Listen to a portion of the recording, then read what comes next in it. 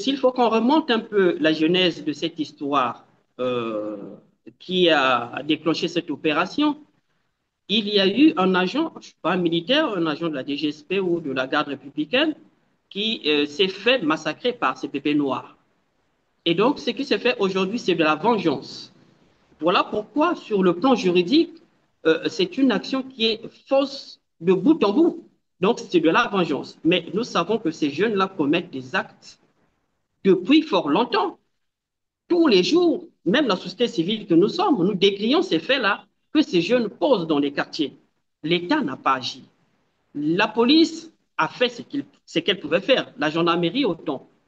Mais est-ce que la justice a été là pour accompagner les actes de la police, tout comme ceux de la gendarmerie? Je dirais non. Et donc, c'est de la vengeance, comme vous l'avez dit. L'armée sort de sa caserne pour se venger d'un de leurs qui a été agressé ou je ne sais pas tué par un bébé noir. Voyez-vous, est-ce que nous sommes dans un état de droit? Est-ce que les choses doivent se passer de cette façon-là? C'est ce que nous sommes en train de décrire. Nous voulons bien que la police prenne les choses à bas le corps. Mais est-ce que c'est la méthode? Oui, mais Non. Franck Tibinda, où vous nous disiez, d'ailleurs, vous êtes sur place au Congo, Brazzaville, et vous vivez donc ces situations-là, ce fléau, vous le vivez, hein, presque au quotidien. Alors, en se référant finalement aux articles qui régissent l'état de siège, l'état d'urgence ou la raison d'état. Je cite ces concepts parce que on entend déjà évidemment des voix se lever dans ce sens où certains commencent évidemment à mettre en exergue l'état d'urgence à raison d'état ou état de siège. Est-ce que ça peut se justifier dans le cas précis? Ça ne peut en aucun cas se justifier, mon cher Christian. Ces formes d'État que vous venez de citer obéissent aussi à une démarche qui est rigoureuse. On ne peut pas parler d'un état de siège aujourd'hui dès lors que notre souveraineté n'est pas attaquée. C'est un problème social qu'on peut facilement résoudre. C'est juste un problème de volonté. Vous l'avez rappelé tout à l'heure que nous avons un centre de rééducation qui a été visité par le Premier ministre il n'y a pas très longtemps. Mais vous savez depuis combien d'années on nous parle de ce centre-là, qui n'est jamais opérationnel jusque-là? Ça veut dire que le gouvernement ou les autorités ne prennent pas en considération cette question. Moi, je dirais peut-être qu'il y a anguille sous roche parce qu'on ne peut pas comprendre. Vous avez une minorité des jeunes qui aujourd'hui ont pris les populations en otage et pour réprimer cela, on nous sort des militaires lourdement armés pour vouloir justifier une opération de vengeance. Ça n'a aucun sens. Et donc, on ne peut même pas parler d'un état de siège, encore moins d'un état d'urgence dans une circonstance qu'on peut facilement maîtriser. Voyez-vous, notre souveraineté n'est pas attaquée, n'est pas atteinte. Le pays, les institutions fonctionnent normalement. C'est juste un problème de banditisme. Et ça, nous avons comment on appelle ça, des outils nécessaires de l'État pour résoudre la situation. Nous avons la gendarmerie, nous avons la police, nous avons la justice qui devrait travailler sur ces questions-là. Le problème, il est légal. Il n'est pas politique. Il n'est pas, je ne sais pas comment on peut dire, social. Non, c'est un problème qui est légal, c'est un problème de droit. Le Congo a ratifié des textes internationaux pour protéger la vie humaine qui est sacrée. Et donc, nous, on ne peut pas comprendre qu'aujourd'hui, la même constitution qui a aboli la peine de mort puisse, d'une manière voilée, parce que si le président de la République ou même les institutions qu'on a citées tout à l'heure ne disent rien, ça veut dire que d'une manière tacite, on a donné l'autorisation, on a donné carte blanche à la DGSP de massacrer ces jeunes. Je dis bien que c'est un massacre parce que rien ne peut justifier une telle barbarie face, si nous sommes dans un état de droit.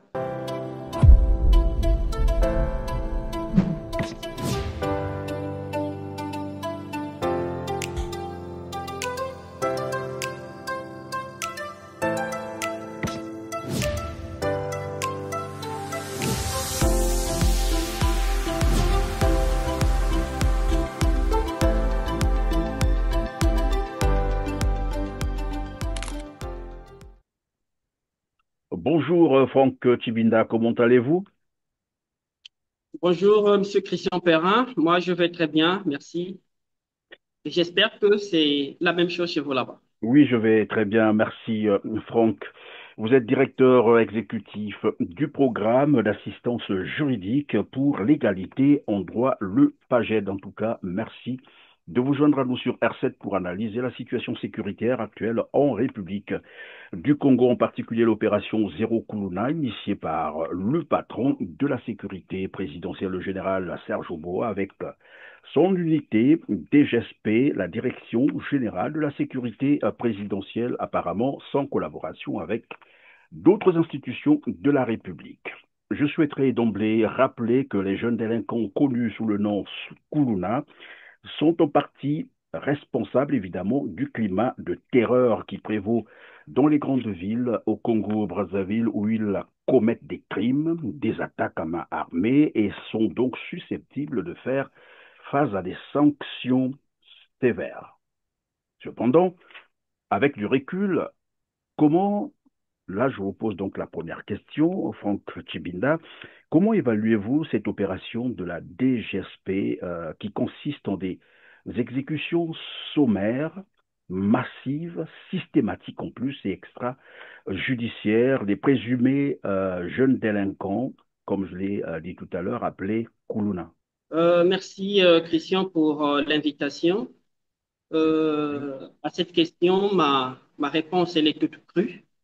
Mon évaluation, euh, en tout cas, ne peut qu'être, enfin, excuse-moi, les mots me manquent parce que je suis autant surpris, outré de voir un État réagir de façon aussi émotionnelle alors que c'est le garant de la République, le garant des institutions, le garant de la bonne marche de la société. Et donc, comment évaluer cette opération? Pour moi, c'est une opération qui est non seulement anticonstitutionnelle, mais une opération qui ne cadre pas avec les textes en vigueur, que ce soit les textes internationaux, que ce soit les textes nationaux. Donc, c'est une opération hors la loi qui n'obéit à aucune réglementation. Mais vous reconnaissez tout de même que ces jeunes sont tellement nocifs hein, et qu'ils sèment la terreur et des actes, Bien j'allais dire, de évidemment, bien barbarie. évidemment, je suis au Congo. Ma vie est partagée entre Brazzaville et Pointe-Noire. Ces jeunes sont en train de semer la terreur dans les deux grandes villes du Congo, mais aussi dans les villes secondaires, à Dolisie, en Caï, un peu partout. Effectivement, les populations sont apeurées par les exactions de ces jeunes. Mais pour autant, cela ne justifie pas la sévérité, entre guillemets, avec laquelle la DGSP a pris cette affaire-là en main. Voilà, je veux bien que nous puissions lutter contre ce phénomène. Je veux bien, il n'y a pas que moi, les Congolais veulent bien que le phénomène bébé noir puisse être éradiqué dans notre pays. Mais est-ce que c'est la méthode ou la bonne méthode? Je dirais non, en tant que défenseur des droits de l'homme. Je dirais que ce n'est pas la méthode. Il y a des méthodes, des mécanismes qui sont permis, qui sont prévus par la loi, et ce sont ces mécanismes-là que la DGSP devrait plutôt utiliser au lieu de commettre des crimes comme ils sont en train de le faire maintenant là. Alors, Franck Chibinda, jusqu'à preuve du contraire, tout repose sur la délation et beaucoup d'argent, d'ailleurs, est proposé à toute personne qui signalerait l'adresse d'un délinquant, d'un jeune délinquant ou d'un chef de gang. C'est mais vraiment beaucoup d'argent, jusqu'à 500 000 francs CFA, j'imagine un peu au Congo-Brazzaville, ce que ça représente. Et donc, une fois dénoncés comme ça, des jeunes sont exécutés à la suite des dénonciations faites par téléphone, sans même vérifier si la personne dénoncée, puisqu'il y a déjà des bavures comme ça, on en connaît déjà, est réellement coupable ou ça a été peut-être une erreur, puisque cela arrive. Alors, le présumé délinquant est froidement abattu, en public, parfois devant les enfants ou devant les parents, donc en pleine vue, avant même d'avoir l'occasion de s'exprimer. Je rappelle ici que le Congo-Brazzaville a ratifié tous les textes nationaux et internationaux relatifs aux droits humains. Alors, quelle lecture peut-on désormais faire de la méthode employée par la DGSP, c'est-à-dire l'exécution sommaire, Mon extrajudiciaire, cher, et qui prétend d'ailleurs par cette méthode éradiquer le phénomène, sinon le grand banditisme au Congo? mon cher Christian, ces sommes d'argent pouvaient bien servir aussi à autre chose. Par exemple, peindre les écoles publiques, Nous avons assisté à la rentrée des classes tout récemment, l'état d'insalubrité dans lequel se trouvent nos écoles. Ces sommes d'argent peuvent aussi servir à bien d'autres fins, plutôt que à mettre à nu ou à mal aujourd'hui les services de l'État. Procéder de la sorte, pour moi, c'est une fois de plus révéler en fait les faiblesses, les failles d'un État qui devrait fonctionner normalement. Avec autant de services de renseignement que nous avons dans ce pays, je suis aujourd'hui surpris d'apprendre que la DGSP passe par des citoyens que nous sommes, par des citoyens lambda, pour dénicher là où se trouve ces colonnes. Ben, moi, je me demande que font alors ces services de renseignement puisqu'ils sont payés pour ça. Leur mission, normalement, c'est d'identifier, c'est d'opérer en toute discrétion afin de dénicher là où se trouvent des bandits. Mais aujourd'hui, la DGSP met de l'argent en jeu. On ne sait même pas l'origine de cet argent. Comment l'État va-t-il justifier la gestion de cet argent qu'il met en public? Et donc, voilà, moi je me dis que c'est juste une fois de plus, des faiblesses de l'État, de l'appareil étatique, de la sécurité de notre pays qui est mise à mal. Parce qu'on ne peut pas comprendre. Des bandits qui autrefois s'affichaient même avec les élus locaux et même les élus nationaux, ça s'est même passé à Brazzaville. On a vu d'autres députés s'afficher avec ces bébés noirs. Question de les cautionner. C'est une indiscrétion de savoir, pardon, c'est une indiscrétion de savoir de qui parlez-vous? Oh, ben, non, je ne vais pas citer les noms, mais les images sont là, ça reste dans les archives. Moi, si c'est à la télé que j'ai vu ça, il y a des députés, il y en a un ou deux à Brazzaville qui se sont permis de s'afficher avec ces délinquants. Donc, nous savons forcément là où ils se trouvent. Mais en dehors de ça, mon cher Christian, et parmi ces coulous-là, il y a aussi des agents de force de l'ordre qui sont aujourd'hui, qui font partie de ces bandes organisées. Donc, on sait où les retrouver. Et donc, tout ce qu'ils font là, moi, je me dis que c'est juste la distraction. Nous sommes un petit pays. Comme vous voyez, Brazzaville, tout comme Pointe-Noire, ce sont des villes qui ne sont pas vraiment étendues. Et donc, facilement, on peut retrouver ces jeunes-là pour les mettre hors état de nuire. En fait, c'est des jeunes qui se connaissent, c'est des bandits, des délinquants qui se connaissent, vous l'avez dit tout à l'heure. On les retrouve un peu partout, à la police, à la gendarmerie et même à la DGSP, parce qu'une fois j'ai vu une image mais affreuse où un délinquant, en fait, c'était un élément de la DGSP qui était en train d'être battu par la population. Bref, c'était une parenthèse. Mais est-ce que le fait de promettre beaucoup d'argent à ceux qui dénoncent, en plus par les appels téléphoniques, n'est-ce pas là une manière subtile de vouloir impliquer la population à ces actes, vous l'avez dit tout à l'heure, criminels, pour évidemment occulter les crimes qui sont en train d'être commis maintenant? Effectivement, mon cher Christian, nous sommes là dans le domaine pénal. Nous savons que le droit pénal est d'une interprétation stricte et les responsabilités pénales sont individuelles. C'est vrai que la DGSP aujourd'hui veut peut-être associer la population dans ce qui concerne ces actes criminels qui sont trop de poser, mais moi je me dis que en première ligne, nous avons le général qui aujourd'hui est en train d'être visé, sans pourtant peut-être qu'il ne se rende compte que les actes qu'il est en train de commettre, ce sont des actes imprescriptibles qui peuvent le poursuivre un jour. Et donc, je pense que l'État, c'est vrai, pourrait être aussi poursuivi, euh, mais en civil.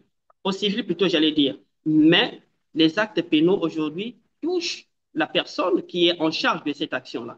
Si le président de la République, peut-être par omission ou je ne sais pas, là aussi accompagné dans ces actes-là, je pense qu'un jour aussi, ils pourront être poursuivis. Et donc, vouloir associer la population dans cette cause, que la population est en train de saluer, je dirais peut-être à tort ou à raison, mais qu'on n'oublie pas que ce sont des actes pénaux qui sont individuels. Et donc, je Chacun pense répondra qu'il de doit. ses actes, voilà, et que vous l'avez rappelé tout à l'heure, les procédures pénales sont individuelles et donc chacun répondra de ses actes, mais surtout que c'est imprescriptible.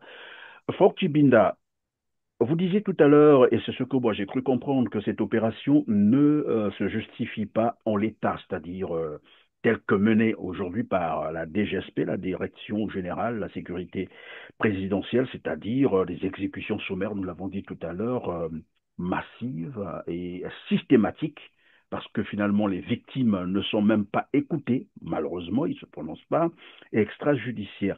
Alors que nous assistons dans le même temps une adhésion d'une partie de la population à ces opérations.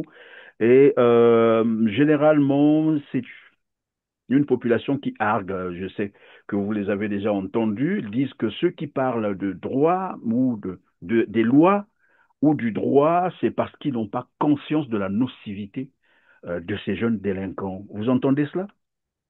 Mon cher Christian, je vous l'ai dit tout à l'heure que moi, je suis sur place au pays, je suis pas à l'extérieur, donc ces choses-là, je le vis tous les jours.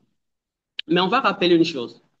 Ces bébés noirs étaient livrés à la vindicte populaire. Nous avons assisté, hein, il y a pas très longtemps, où ces jeunes délinquants étaient brûlés dans les rues de Brazzaville, tout comme de Pointe-Noire.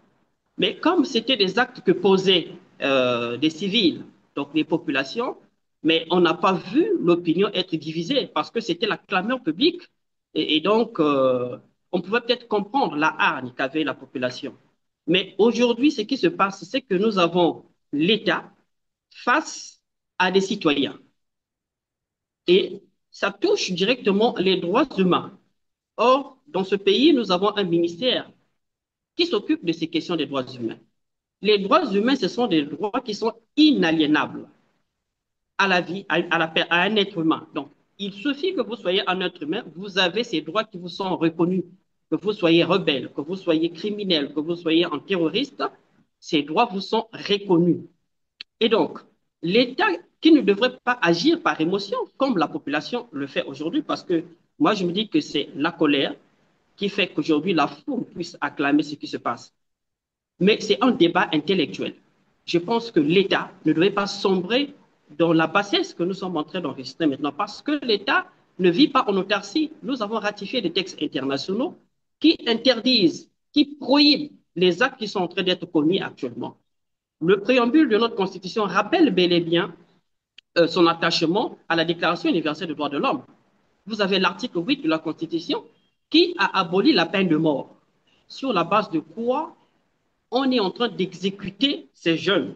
Nous voulons bien qu'ils soient mis hors d'état de nuire. Nous le voulons bien. Mais est-ce que c'est la méthode? Je dirais non. L'État, au Congo, aujourd'hui, nous savons que la peine la plus lourde, c'est la perpétuité.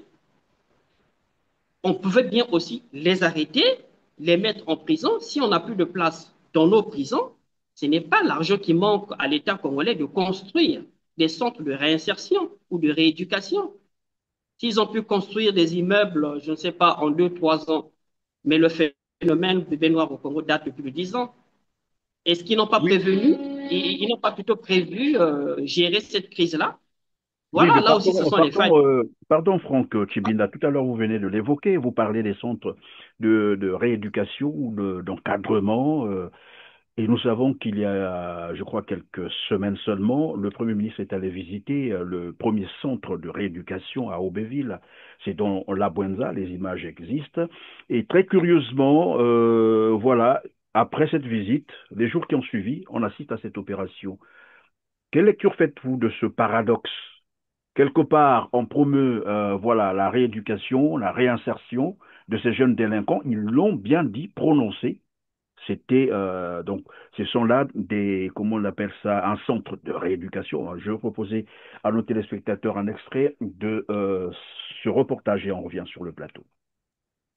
À près de 10 kilomètres de Madingo Centre se trouve le centre d'insertion et de réinsertion sociale des jeunes d'Aubéville. Doté d'une capacité d'accueil estimée à 400 jeunes, ce centre qui est né de la volonté du chef de l'État Denis Sassou Nguesso s'apprête à recevoir la première cohorte des jeunes en conflit avec la loi, couramment appelée bébés noirs. La formation ici va se dérouler en 4 phases.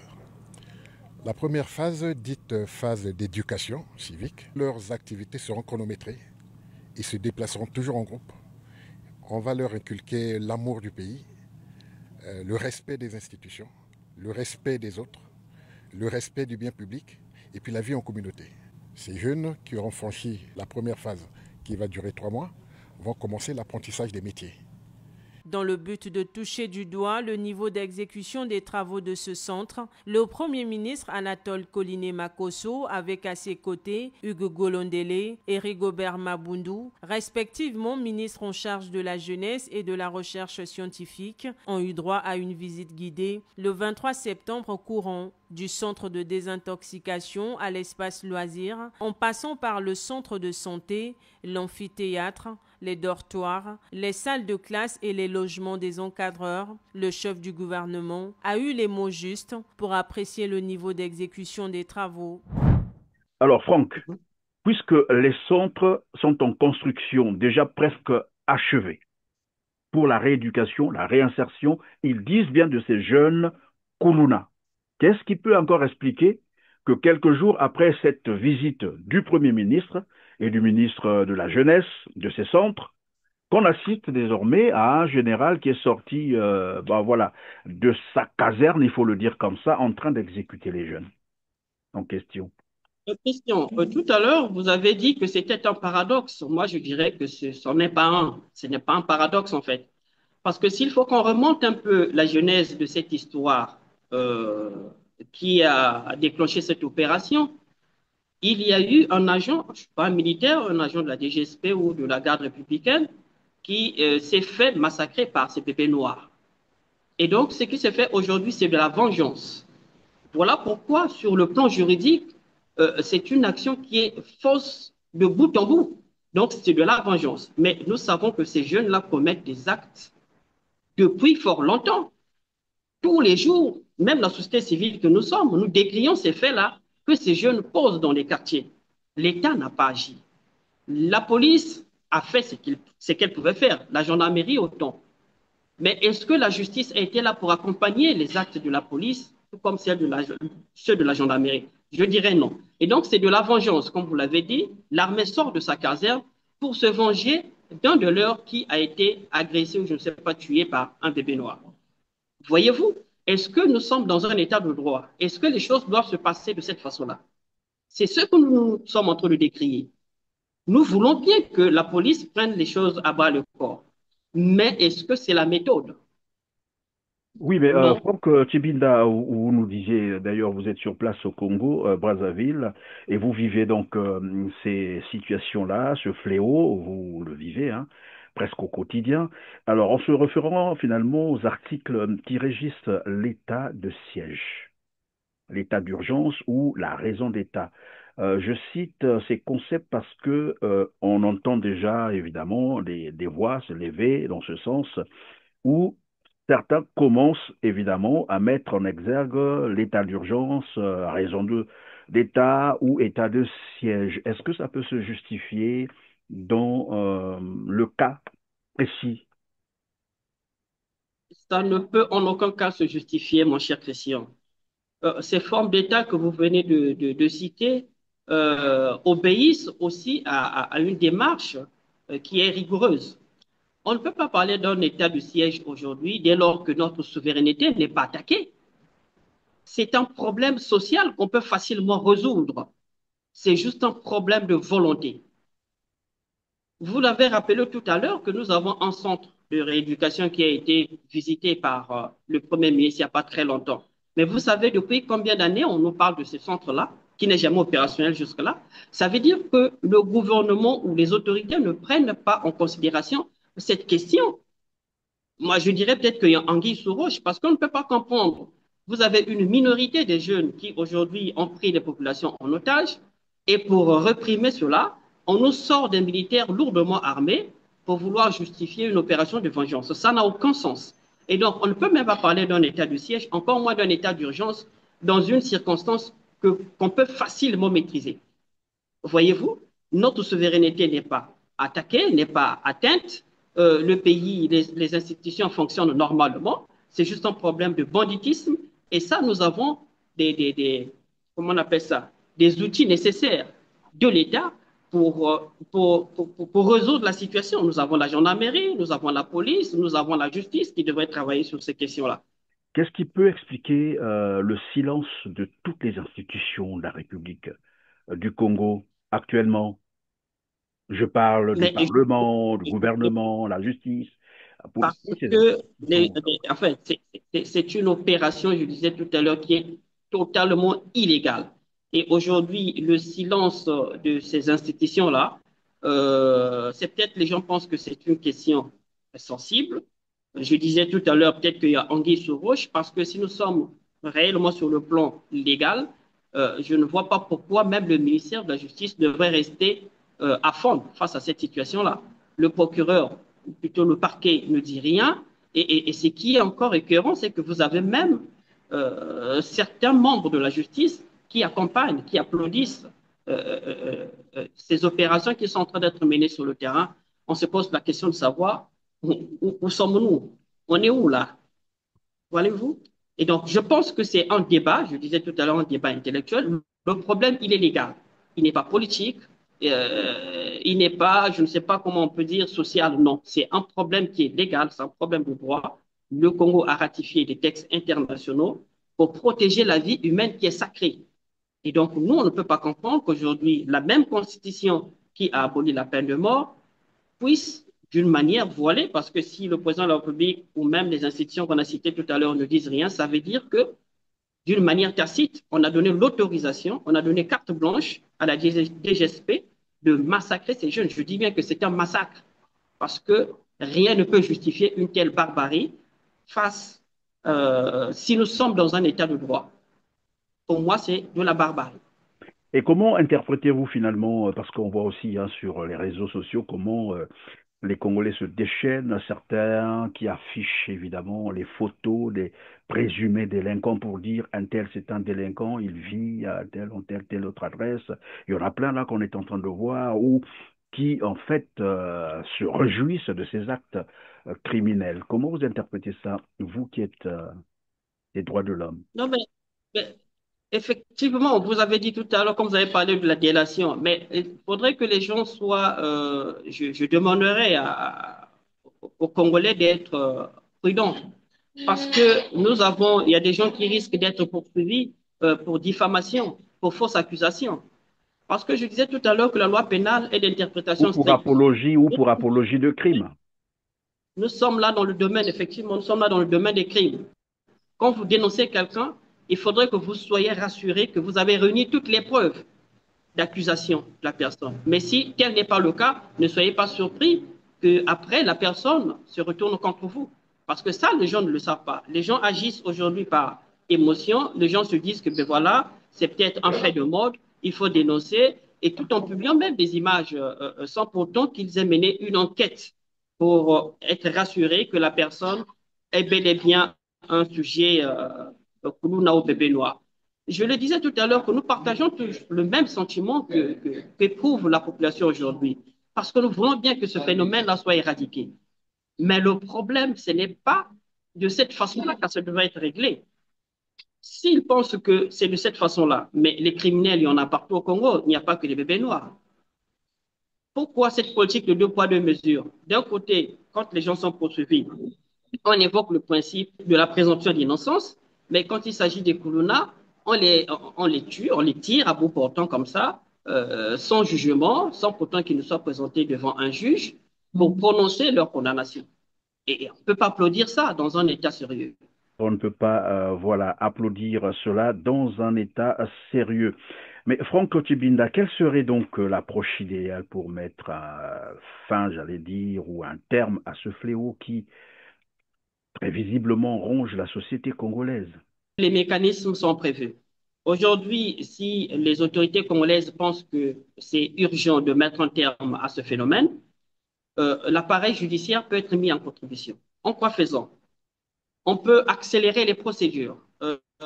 Monsieur Christian, je vous ai dit tout à l'heure que je suis un défenseur des droits de l'homme.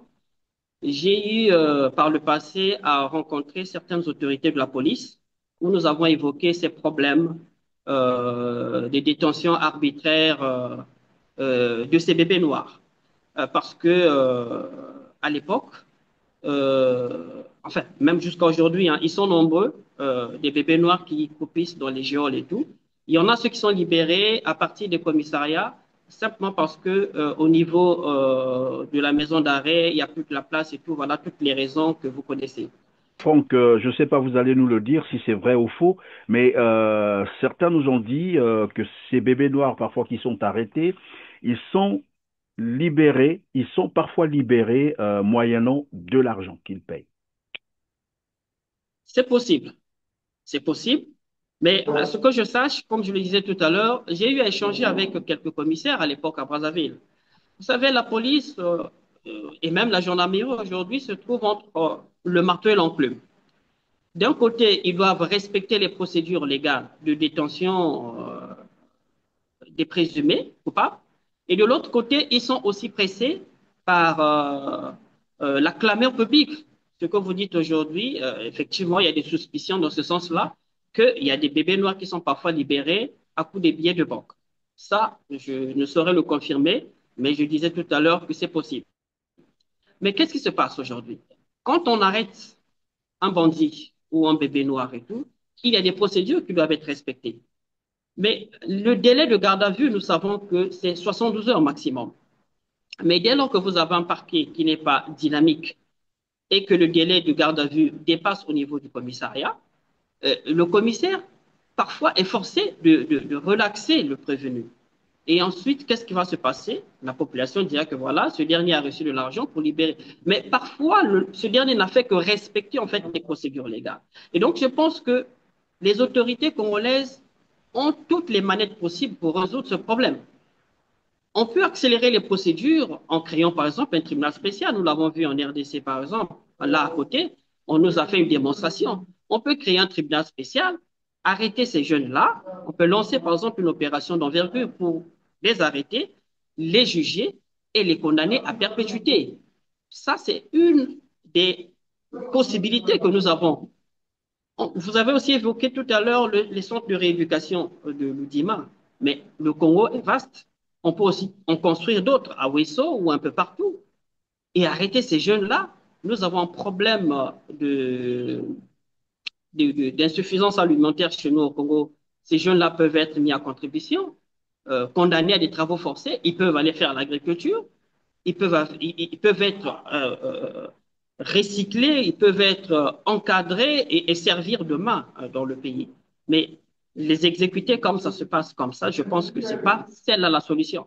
On peut aussi les envoyer faire l'agriculture. Ils peuvent être condamnés à perpétuité parce que c'est des criminels. Je le dis ouvertement, c'est des criminels. Ils peuvent être condamnés à perpétuité, mais qu'on ne les tue pas comme on est en train de le faire aujourd'hui.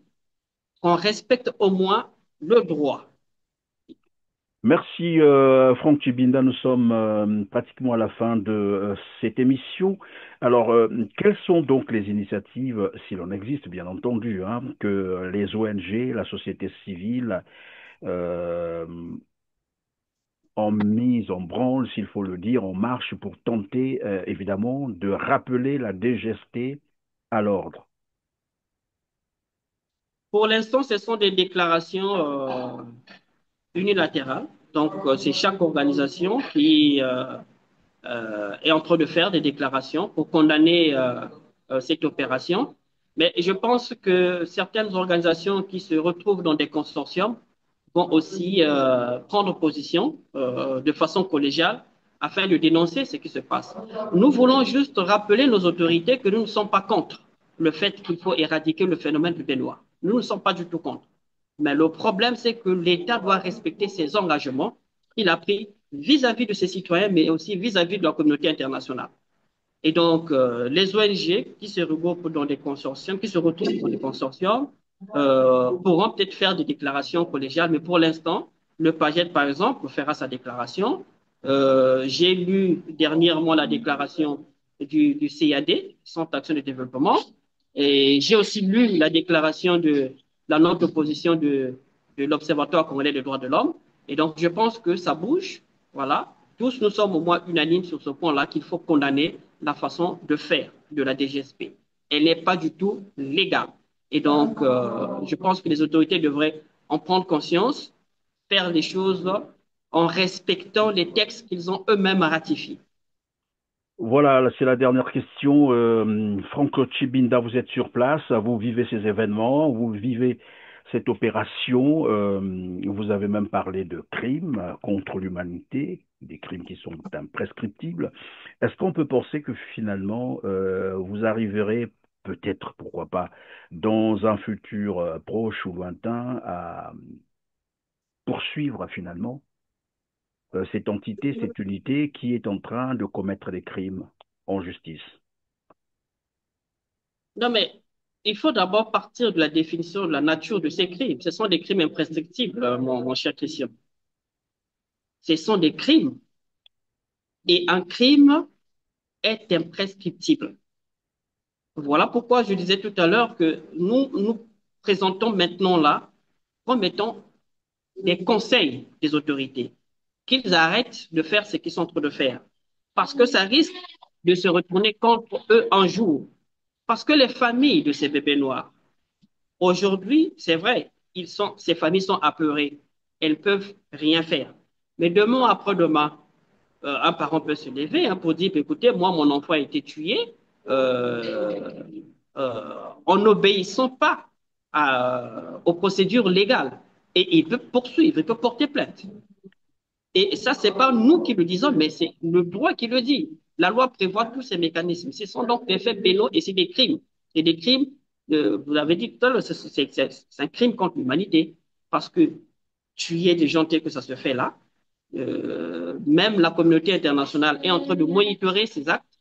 Et je pense que demain, après-demain, ces autorités aujourd'hui qui sont auteurs de ces actes pourront se retrouver dans des difficultés devant des tribunaux.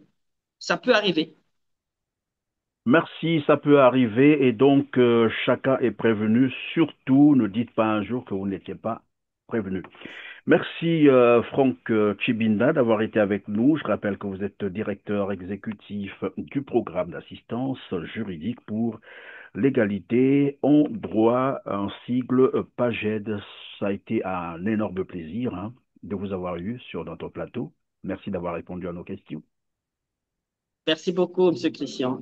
Je vous en prie, mesdames, messieurs, c'est la fin de cette émission. Merci de nous avoir suivis et comme d'habitude, cliquez sur le petit pouce en l'air juste en bas de la vidéo. Partagez, partagez, dites-nous en commentaire ce que vous pensez de cette situation sécuritaire au Congo-Brazzaville. Pas sous l'émotion, s'il vous plaît.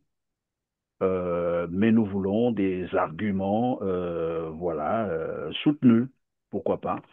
Et ça, nous pourrons mener les débats intellectuels. Quand j'ai dit ça, c'est la fin de cette émission. On se retrouve très prochainement. Merci.